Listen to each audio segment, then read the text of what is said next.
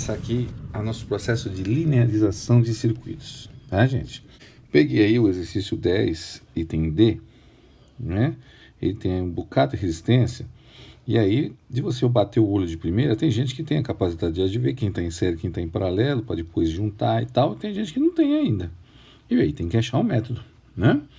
Então, o método começa com aquele que eu falei a semana passada. Então, aqui, ó. Verificar primeiro, aqui no nosso caso, para fazer a linearização, quais são os pontos onde você quer saber a resistência equivalente. Eu quero saber a resistência equivalente entre o ponto A e B. Beleza. Então, esses são os pontos extremos do nosso circuito.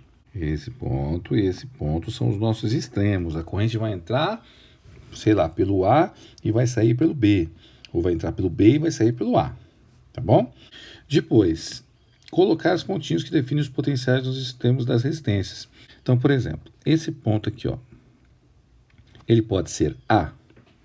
Ele não pode ser A, por quê? Porque tem uma resistência de 20 ali, ó, entre o ponto vermelho e o ponto A.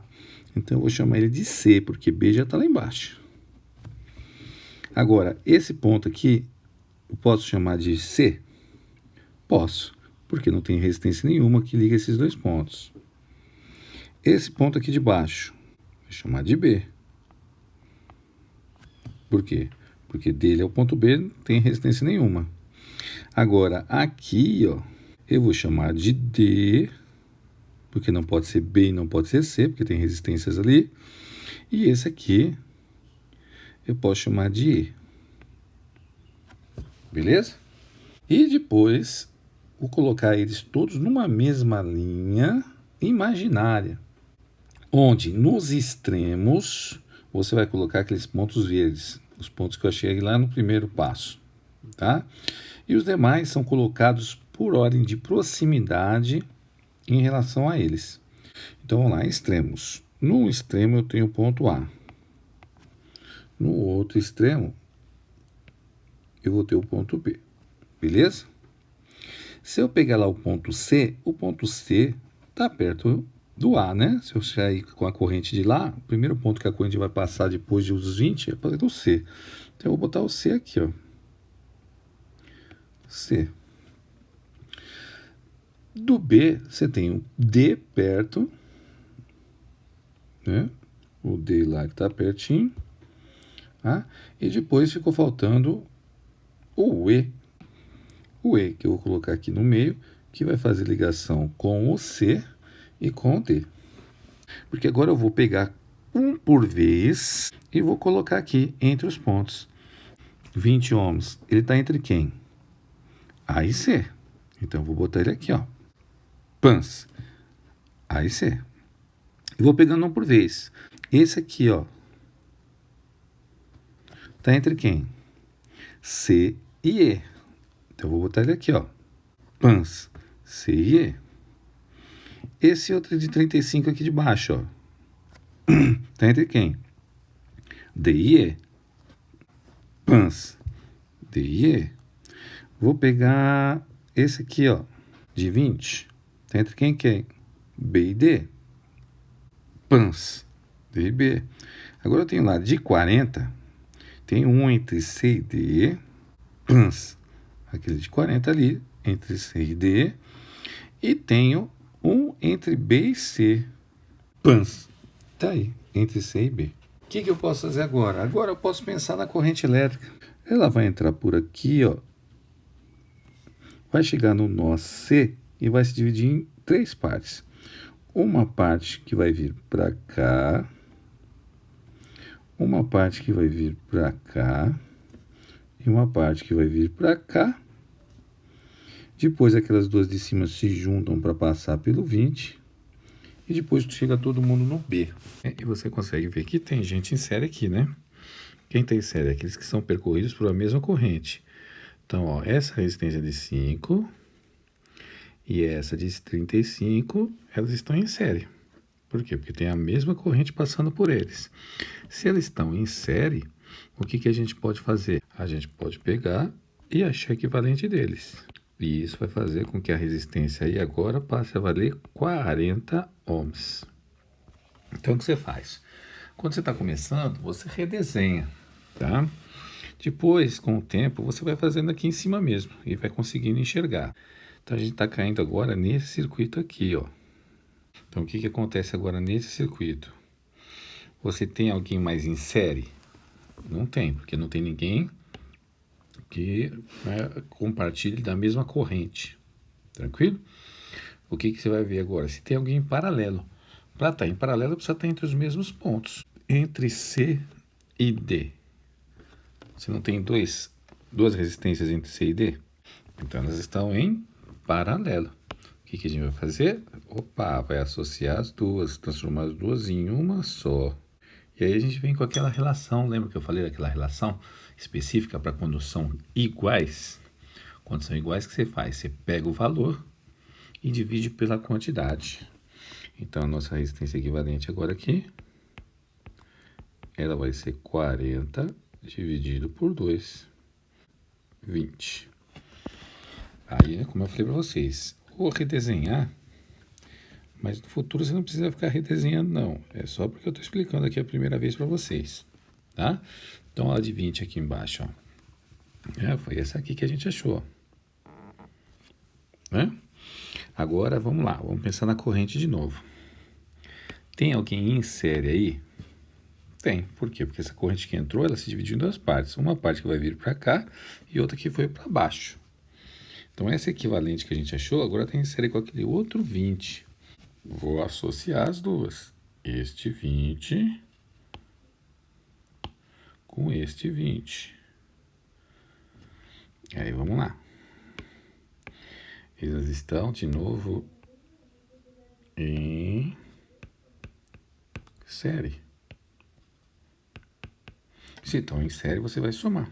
Então, a resistência equivalente aí vai dar 40. Troco as duas por uma de 40, vou cair em que circuito? Vou cair nesse circuito aqui, ó. Aí, de novo, né? Vamos verificar o que está acontecendo. Bom, agora eu não tenho mais ninguém em série. Por quê? Porque uma corrente veio para cá, a outra foi para baixo. Mas tenho duas resistências entre os mesmos pontos aqui, ó. O 40 de cima está entre C e B e o de baixo também está entre C e B. Então, o que eu vou fazer? Vou juntar. Então, vai estar em paralelo e por serem iguais, né, você vai pegar o 40 e dividir por 2, o 20 ohms. Então, entre C e B agora, vou trazer mais para baixo aqui, ó. Vou ter lá entre C e B um de 20 ohms, que é o que eu achei. Agora acabou, por quê? Porque a corrente que está aí vai passar pelos dois, né? Quer dizer que este 20 e este 20 estão em série. Se eles estão em série, o que a gente vai fazer? A soma, igual a 40. Então, repara que eu transformei, tirei todas as resistências que estavam lá e achei quem está aí equivalente entre A e B. Né? É o 40 ohms. Dá uma olhada novamente nesse processo, tá? A gente faz aqui uma vez, mas volta aí o vídeo, vê de novinho. E depois pega você para fazer. Olha lá de cima e tenta você fazer.